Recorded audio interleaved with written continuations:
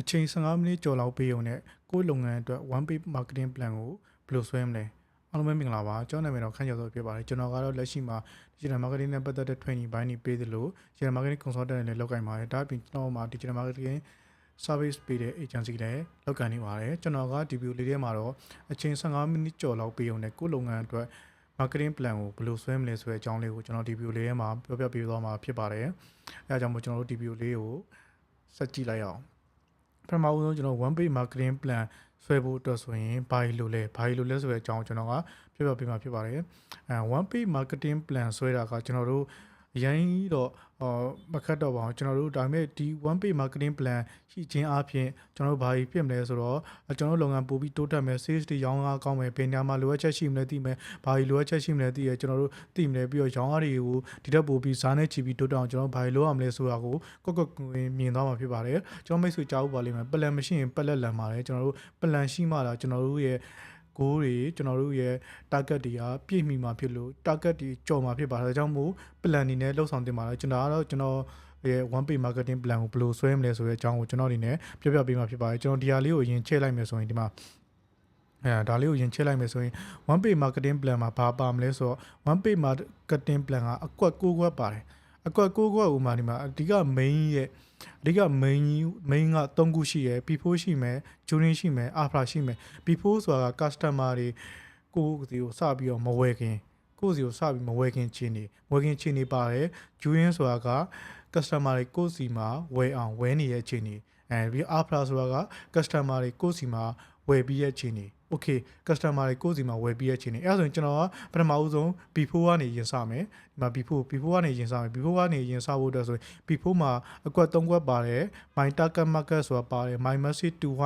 to my target market ပါတယ် the media I want you to reach my target market ပါတယ်အဓိကတော့ market message media ပေါ့ကျွန်တော်တို့ market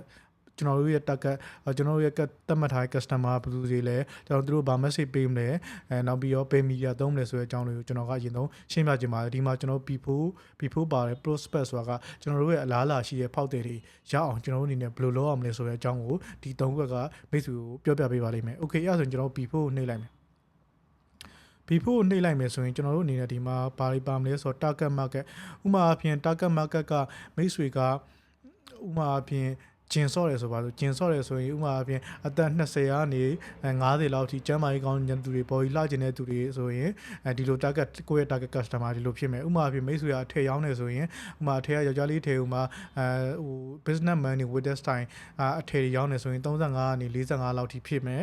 သူတို့ကဘယ်မှာနေတဲ့သူတွေဖြစ်မယ်ဆိုရန်ကုန်မှာနေတဲ့သူတွေဖြစ်မယ်မန္တလေးမှာနေတဲ့သူတွေဖြစ်မယ်လို့ကျွန်တော်တို့ရဲ့ target market ကိုတိကျက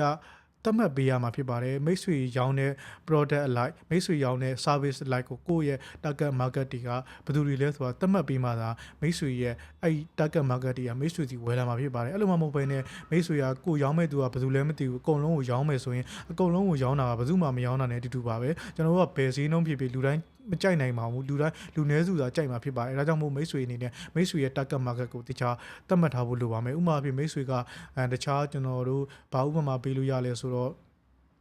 ကျွန်တော်ဥပမာလေးပြလိုက်မယ်ကျွန်တော်ဆို digital marketing service တွေရောင်းတယ် digital marketing service တွေကဘယ်လိုလဲဆိုတော့ရန်ကုန်မန္တလေးမှာရှိတဲ့သူတွေလုပ်ငန်းရှင်တွေပြီးတော့ digital marketing digital ကနေရောင်းအားတိုးတက်ချင်တဲ့သူတွေဒါတွေကကျွန်တော်ရဲ့ target market ဖြစ်ပါတယ် okayအဲ့ကျွန်တော်တို့ target market သတ်မှတ်ပြီးသွားပြီဆိုရင်ကျွန်တော်တို့ဒီမှာ message ပေးမယ်သူတို့ဘာ message ပေးမှာတော့ message တွေဥပလိမ့်မယ် message တွေက3မိနစ်ပဲစောင့်လို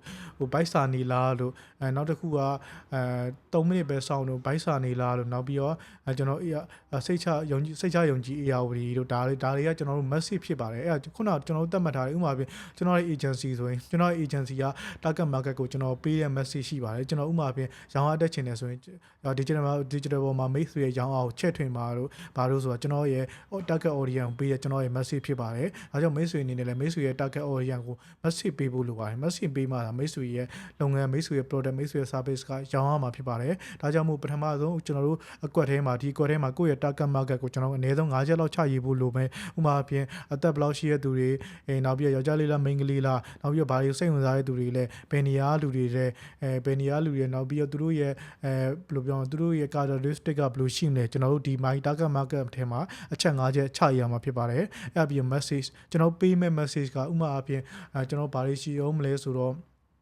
သိချယုံကြည် ARV တို့3မိနစ်ပဲစောင့်တို့ဒါတွေကကျွန်တော်တို့ရဲ့ message ကျွန်တော်တို့ရဲ့ target market ကိုပေးတဲ့ message ဖြစ်ပါတယ်ဒါကြောင့်မိတ်ဆွေရဲ့ target market ကိုထိစေမယ်သူတို့သဘောကျစေမယ် message ကိုရှာဖို့လိုပါမယ်ရွေးချယ်ဖို့လိုပါမယ်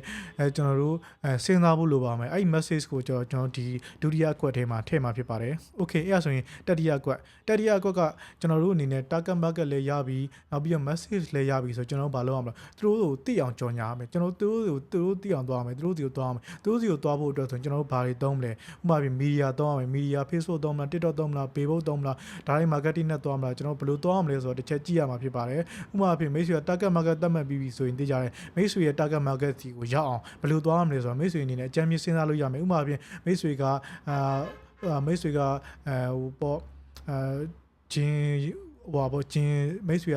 ဂျင်းဖွင့်ထားတယ်ဆိုပါတော့အဲ့ဒါဆိုရင်မိတ်ဆွေရဲ့ဂျင်းကိုလာမဲ့သူတွေက digital Facebook သုံးတဲ့သူတွေက TikTok သုံးတဲ့သူတွေကကျွန်တော်တို့ Instagram သုံးတဲ့သူတွေကဒါတွေကိုကျွန်တော်တစ်ချက်ရှာပြီးတော့သူတို့စီကိုသွားမှာဖြစ်ပါတယ်ကျွန်တော် media အဖြစ်ကျွန်တော်ဒီမှာ about the line ရယ် through the line ရယ် below the line ဆိုပြီးတော့ရှိပါတယ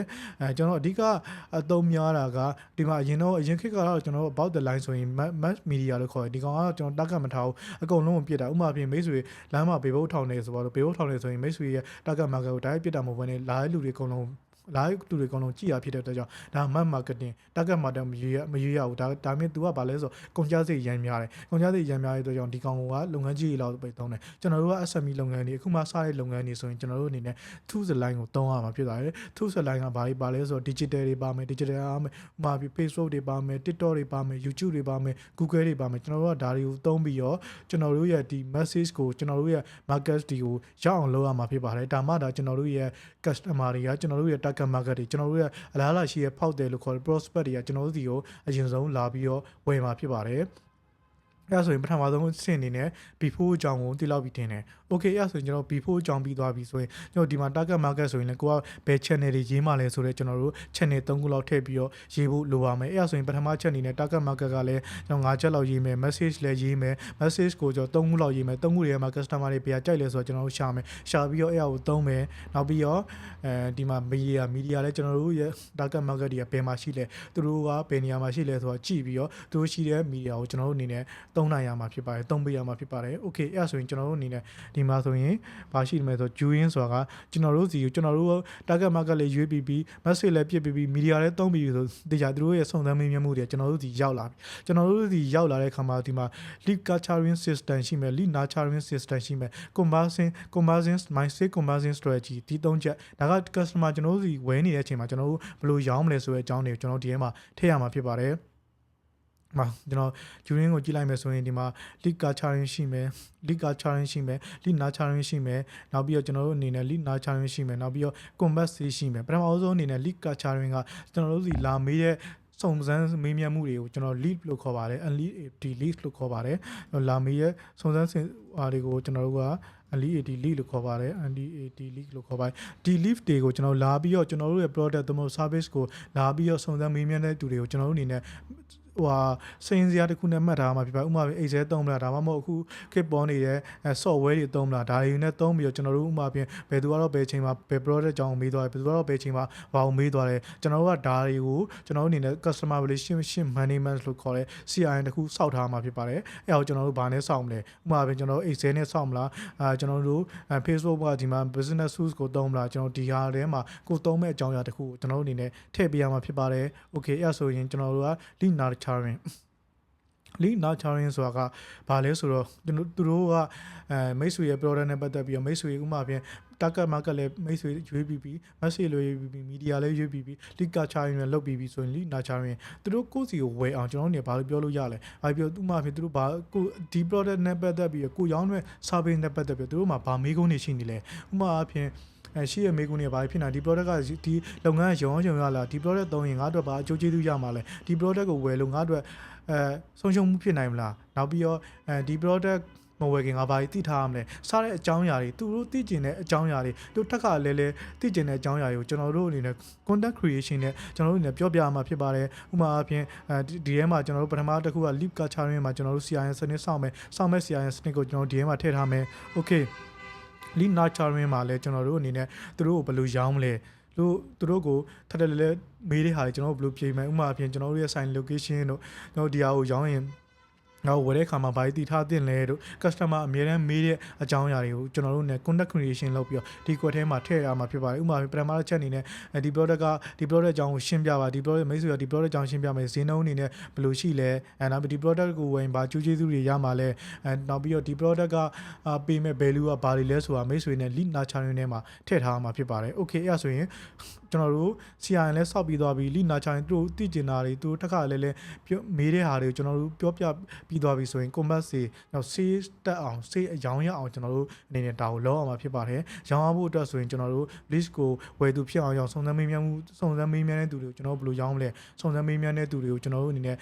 လာဝယ်အောင်ကျွန်တော်တို့အနေနဲ့ဘယ်လိုလုပ်မလဲပြီးတော့ sales process တွေရေးရမှာဖြစ်ပါတယ်စုံစမ်းမေးမြန်းရင်သူဘာကြောင့်ဒီဟာကိုလာဝယ်လဲသူ့ရဲ့ pain point ကဘာတွေလဲကျွန်တော်ဒါတွေကြည့်ပြီးတော့သူတို့ဒီအဆင့်မှာကျွန်တော်တို့အနေနဲ့သူတို့ကိုရောင်းပေးရမှာဖြစ်ပါတယ်ဝယ်အောင်ရောင်းရမှာဖြစ်ပါတယ်ကျွန်တော်တို့အဲ့ဆိုရင်ပထမကျွန်တော်ဒုတိယအချက်အနေနဲ့ဂျူရင်းမှာပါတယ် lead nurturing နဲ့တည်သွားပြီ lead nurturing နဲ့တည်သွားပြီ sales strategy လည်းတည်သွားပြီကျွန်တော်တို့အနေနဲ့ဒီအဆင့်မှာရောင်းနိုင်မှသာကျွန်တော်တို့ရဲ့လုပ်ငန်းကရောင်းရတတ်မှာဖြစ်ပါတယ် okay အဲ့ဆိုရင်ကျွန်တော်တို့ဒီမှာ after မှာပါလဲဆိုတော့ deliver ဒီ experience ကျွန်တော်တို့ရဲ့ product ကိုဒီကောင်က after ဆိုတာဝယ်ပြီးရဲ့ချိန်နေမှာဆိုရင်ကျွန်တော်တို့အနေနဲ့ experience ပါမယ် customer lifetime value ပါမယ်နောက်ပြီးတော့ဒီမှာ referral ပါမယ်အဲ့၃ချက်အကြောင်းကိုကျွန်တော်အနေနဲ့ရှင်းပြပေးပါမယ်အဲ့ဆိုရင်ပထမဆုံးအနေနဲ့ဒီမှာ after မှာဝယ်ပြီးတွေ့ကြုံကကျွန်တော်ဝယ်ဥပမာအပြင်ကျွန်တော် customer ကျွန်တော်တို့ပစ္စည်းတစ်ခုဝယ်လိုက်တယ်ကျွန်တော်ဒီတိုင်းလွတ်လိုက်တိုင်းဂိမ်းမဆိုင်ပဲပြစ်ထားလို့မရဘူး customer ကိုကျွန်တော်တို့ကအတွေ့အကြုံပေးရမယ်ကောင်းတဲ့ experience တွေပေးရဥပမာအပြင်မိတ်ဆွေက delivery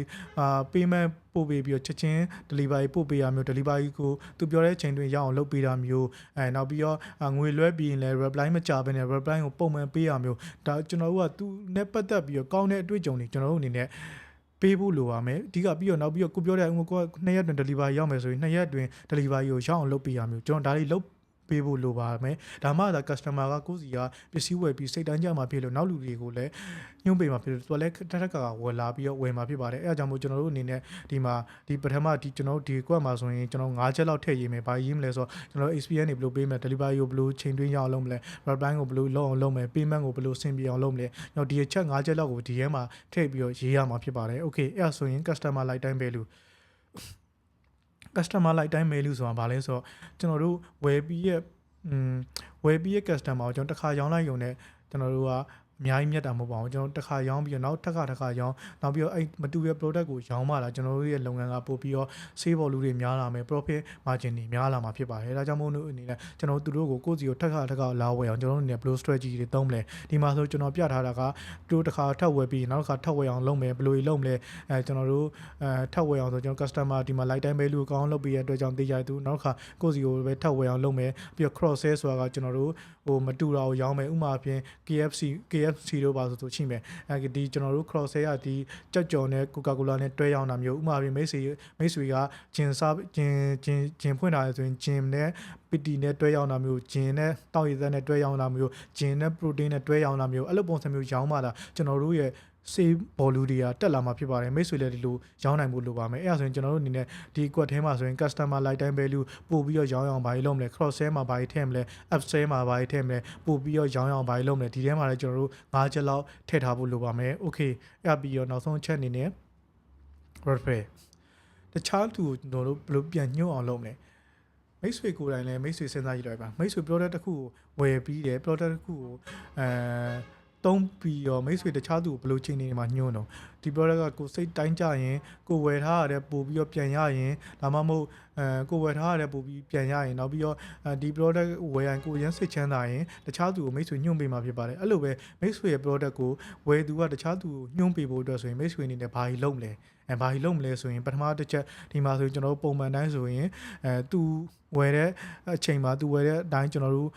့ရအောင်လုပ်ပေးတာမျိုးသူဝယ်ထားတဲ့ပမာဏအထက်ကျွန်တော်တို့ရအောင်ပို့ပြီးတော့ပေးတာမျိုးနောက်ပြီးတော့ကျွန်တော်တို့အနေနဲ့သူ့ကို refer discount တွေပေးတာမျိုးနောက်ပြီးတော့ကျွန်တော်တို့အနေနဲ့သူ့ကို gift card တွေပေးတာမျိုးဒီလိုပုံစံမျိုးနဲ့လုပ်ပြီးတော့ကျွန်တော်တို့သူများကိုညှို့ခိုင်းအောင် refer လုပ်ခိုင်းလို့ရပါတယ်ဒီထဲမှာလည်းကျွန်တော်တို့သူများကို refer လုပ်အောင်သူများကိုညှို့ပေးအောင်ကို product ကသူများကိုညှို့ပေးအောင်ကျွန်တော်တို့အနေနဲ့ဘာကြီးလုပ်လို့ရလဲဆိုတဲ့အချက်၅ချက်ကိုဒီထဲကိုထည့်ပြီးတော့ရေးရမှာဖြစ်ပါတယ်လောက်ဆိုရင် one page marketing plan ထဲမှာရှိတဲ့အချက်တွေကိုသိလောက်ပြီးတင်ပါတယ်ပထမအဦးဆုံး target market ကိုယ့်ရဲ့ ဟိုအပြင်ကိုယ့်ရဲ့ target market ကဘယ်သူတွေလဲအသက်အရွယ်ဘယ်လောက်လဲအသက်အရွယ်ဘယ်လောက်လဲဂျန်နာလားဂျန်နာယောက်ျားလေးလားမိန်းကလေးလားဘယ်မျိုးမှာနေထိုင်တဲ့သူတွေလဲသူတို့ကဘာစိတ်ဝင်စားတဲ့သူတွေလဲကျွန်တော်ဒါတွေကိုဒီထဲမှာ၅ချက်လောက်ထည့်ရမှာဖြစ်ပါတယ်နောက်ပြီးတော့သူတို့ကိုဘာ message ပေးမလဲဆိုတဲ့ဟာကိုလည်းကျွန်တော်တို့ရွေးရမှာဖြစ်တယ်နောက်ပြီးတော့သူတို့ကိုဘယ်မီဒီယာကနေဥပမာ Facebook ကနေသွားမလား TikTok ကနေသွားမလားနှစ်ခုလုံးကသွားမလားကျွန်တော်ဒီဟာကိုလည်းဒီမီဒီယာထဲမှာထည့်ပေးရမှာဖြစ်ပါတယ်နောက်ပြီးတော့သူတို့ကိုကျွန်တော်တို့လာရောက်အဲ့ဒီ၃ချက်သုံးပြီးသွားပြီ before သုံးပြီးသွားပြီဆိုတော့ဂျူရင်းမှာရှိတဲ့ကျွန်တော်တို့လာရောက်စုံစမ်းမေးမြန်းမှုတွေကိုကျွန်တော်တို့အနေနဲ့ဘယ်လိုသိမ့်မလဲနောက်ပြီးတော့သူတို့ဝယ်ခြင်းအောင်ကျွန်တော်တို့အနေနဲ့သူတို့မေးရထက်ကလေးလေးမေးတဲ့မေးခွန်းတွေသူတို့ရဲ့စိုးရင်စိတ်တွေသူတို့ဒီဟာကိုဝယ်လိုက်ရင်သူတို့ရမယ်အချိုးကျေးဇူးတွေကျွန်တော်တို့ရဲ့မေးခွန်းတွေကိုကျွန်တော်ဘယ်လိုပြန်ဖြည့်ပေးမလဲဒါတွေဥမာပြင်သူတို့မေးတဲ့ဈေးနှုန်းကဘယ်လောက်လဲဘယ်လိုဝယ်ရမလဲဒါပြီးငါတို့ဘာရမလဲဒါနဲ့ပတ်သက်ပြီးတော့သူတို့ရဲ့နာကျင်မှုတွေကဘာလဲကျွန်တော်ဒါတွေကိုဒီချက်ထဲမှာတက်ခါပြောပြရမှာဖြစ်ပါတယ်နောက်ပြီးတော့ my sales strategy ကဒါကျွန်တော်ဒါတွေပြောပြီးသွားပြီဆိုသူ့ကိုလာဝယ်အောင်သူ့ကိုကျွန်တော်တို့ကရောင်းအောင်မှာဖြစ်ပါတယ်အဲ့ဒါလေး sales secret ထားဖို့လိုပါမယ်ဥမာပြင်မိတ်ဆွေကဂျင်ဟွာလို့တယ်ဆိုရင်ဂျင်ရတလားသာမှာဖီးကဘယ်လောက်ဖြစ်ပါတယ်ပထမဆုံးလာဝယ်သူတွေအတွက်ဘယ်လို discount တွေရှိပါတယ်ဒါတွေကျွန်တော်တို့သူ့ကိုရောင်းအောင်မှာဖြစ်ပါတယ် okay ရပြီးတော့ after ချီနီမှာဆိုရင်ကျွန်တော်တို့အနေနဲ့ဒီမှာexperience သူ့ကိုဝယ်ပြီးတွေ့ကြုံနေဘယ်လိုပေးမလဲဥပမာအပြင်ဂျင်နဲ့ပတ်သက်ပြီးရဆိုရင်ဂျင်နဲ့ပတ်သက်ပြီးဆိုရင်ဂျင်သူလာပြီးတော့ membership fee တွင်းပြီးဆိုရင်သူ့ကိုဂျင်မှာသူစိတ်တိုင်းကြအောင်သူကြိုက်နေတဲ့အောင်ကျွန်တော်တို့နေဘယ်လို review site မှုတွေပေးမလဲဂျင်ကိုလည်းဘယ်လိုအဆင်ပြေအောင်ထားမလဲဒါတွေကျွန်တော်တို့ဒီကွက်ထဲမှာထည့်ရမယ်နောက်တစ်ခုက customer lifetime value သူကိုယ်စီကိုပြောင်းဝယ်အောင်ဥပမာအပြင်ခုနပြောလို့ကျွန်တော်ပြောလို့ဂျင်ဟွာလို့ဂျင်လာ member ပြီးဆိုရဆိုရင် personal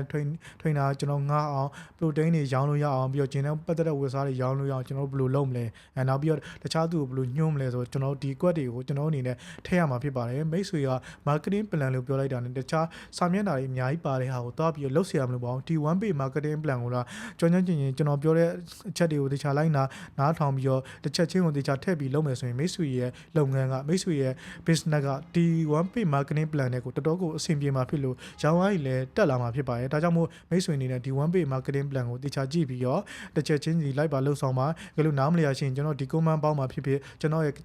Facebook အကောင့်ကခန့်ကျော်စောဆိုတာလည်းရှိရ TikTok အကောင့်ကခန့်ကျော်စောဆိုတာလည်းရှိရအဲ့အကောင့်တွေမှာကျွန်တော်ကိုလာပြီးတော့မေးလို့ရပါတယ်ကျွန်တော်အားတဲ့အချိန်မှာပြန်ဖြည့်ပေးသွားမှာဖြစ်ပါတယ်နောက်ဆိုရင်တော့ကျွန်တော်ရဲ့ပြောချင်တဲ့ one page marketing plan ဘယ်လိုဆွဲရမလဲကိုယ့်ရဲ့ရောင်းအားတွေတောင်းဘယ်လိုလုပ်ရမလဲဆိုတဲ့အကြောင်းကိုသိလို့ပြီးထင်ပါတယ်ကျွန်တော်ကတော့ YouTube ရော Facebook ရော TikTok မှာရော personal development အကြောင်းတွေ marketing အကြောင်းတွေနောက်ပြီးတော့ business အကြောင်းတွေကိုမျှဝေပေးနေတယ်ခန့်ကျော်စောဖြစ်ပါတယ်နောက်ကျွန်တော်တို့ဗီဒီယိုတွေမှာတွေ့ဆုံကြပါမယ်ကျွန်တော်ဗီဒီယိုလေးကမိတ်ဆွေတို့ကြိုးရှိရဆိုရင် like and subscribe လုပ်ပေးကြပါအောင်အားလုံးကိုကျေးဇူးအများကြီးတင်ပါတယ်